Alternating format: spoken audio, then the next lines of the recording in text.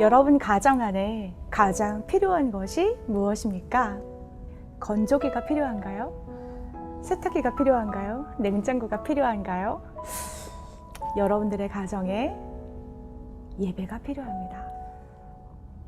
성전을 히브리어로 바이트라고 해요. 성전은 하나님을 예배하는 곳이지요. 그런데 집도 히브리어로 바이트라고 해요. 그러니까 집과 성전이 똑같은 거죠. 성전이 하나님을 예배하는 곳, 동시에 집도 하나님을 예배하는 곳이다 라는 것을 말해주고 있어요. 여러분, 예배한다는 것이 무엇이에요? 예배라는 건 하나님을 높이는 거예요. 예수 그리스도의 이름을 높이는 거예요. 하나님을 주인으로 섬기는 것을 이야기해요. 여호수아 24장 15절 말씀을 보면 나와 내 집은 여호와를 섬기겠노라 라고 이렇게 선포를 해요. 무엇을 의미하냐면 나와 내 집은 여호와를 섬긴다. 곧 가정 안에서 나는 하나님을 예배할 것이다. 섬기겠다 라고 하는 결단을 이야기해요. 여러분, 가정 예배를 드려야 된다고 생각하십니까? 아니면 드리지 않아도 된다고 생각하십니까? 가정 예배는 꼭 드려야 합니다. 어떤 선택이 아니라 필수입니다. 그런데 우리는 가정 예배를 잘 못 드리고 있죠. 왜 못 드리고 있을까요? 혹시 이런 편견은 갖고 있지 않으세요? 예배니까 형식이 있어야 된다. 예배니까 설교도 있어야 된다. 그리고 무엇보다도 가족끼리 예배를 드리니까 좀 많이 쑥스럽다. 그리고 가정 예배니까 온 가족이 다 모여야 된다. 그래야만 가정 예배를 드릴 수 있다라고 혹시 생각하고 계십니까? 아닙니다. 어떤 형식이 필요한 것이 아니라 하나님이 원하시는 것은 예배자입니다. 예배자가 되어야 됩니다. 곧 하나님의 이름만 높이면 되는 거예요. 여러분, 설교가 꼭 필요하다고 생각하세요? 공예배 때는 설교가 필요한데 가정 예배도 설교가 필요할까요? 여러분, 설교 필요하지 않습니다. 제발 설교하지 마십시오. 잔소리하지 마십시오. 성경 말씀만 읽어도 됩니다. 온 가족이 다 예배 드려야 된다고 생각하시는데 아닙니다. 그렇지 않아요. 여러분 혼자서라도 예배가 시작되면 바로 그것이 가정 예배입니다. 제일 중요한 것은 쑥스러운 부분인데요. 왜 쑥스러울까요? 예수 그리스도는 빛이십니다. 빛이시다 보니까 우리의 삶을 그대로 이렇게 투영해 주시지요. 말씀이 우리의 삶을 이렇게 비춰요. 그러다 보니까 내 모습이 어떤지 사실은 다 드러나게 돼 있어요.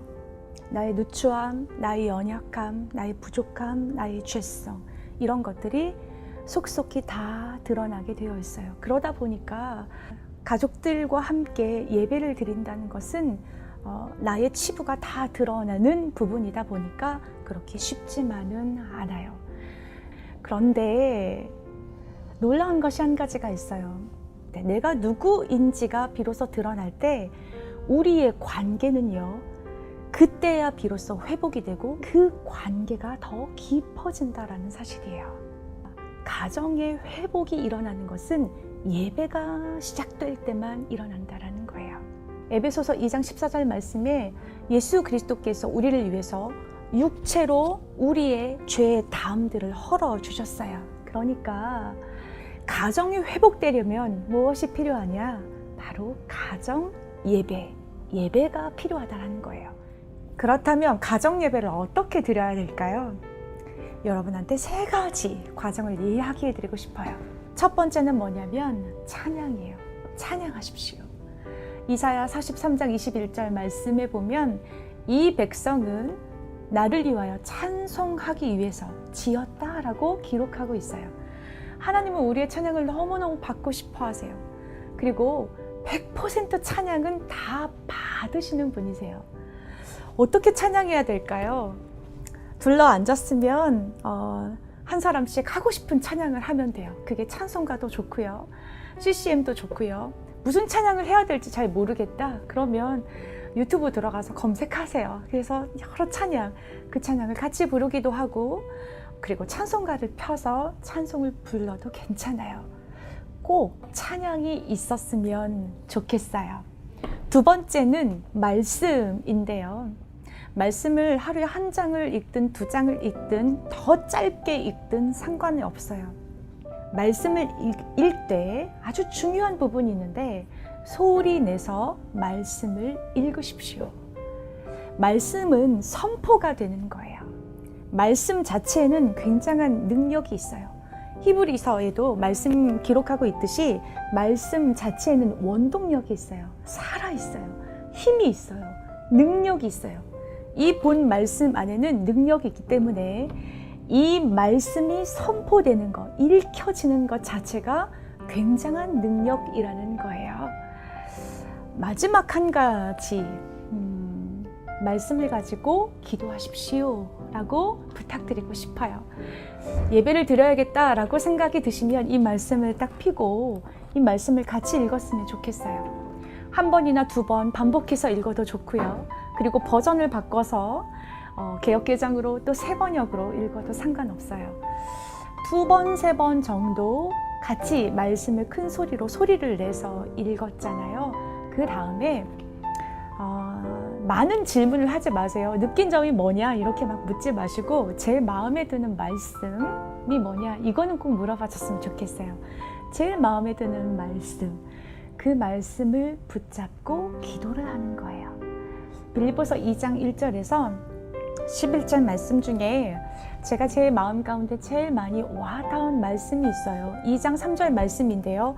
아무 일에든지 다툼이나 허영을 하지 말고 오직 겸손한 마음으로 각각 자기보다 남을 낮게 여기고 라고 기록하고 있어요. 저는 이 말씀을 붙잡았어요. 그리고 기도하는 거예요. 하나님, 아무 일에든지 무슨 일을 하든지 제가 다툼이나 허영으로 하지 않도록 도와주세요. 겸손한 마음으로 나보다 남을 더 낮게 소중하게 다른 사람을 존중하면서 살아갈 수 있는 그 마음을 저에게 주세요.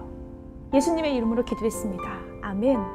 이렇게 말씀을 가지고 기도하라는 거예요. 말씀을 가지고 기도하면은요, 엄청난 능력이 있어요.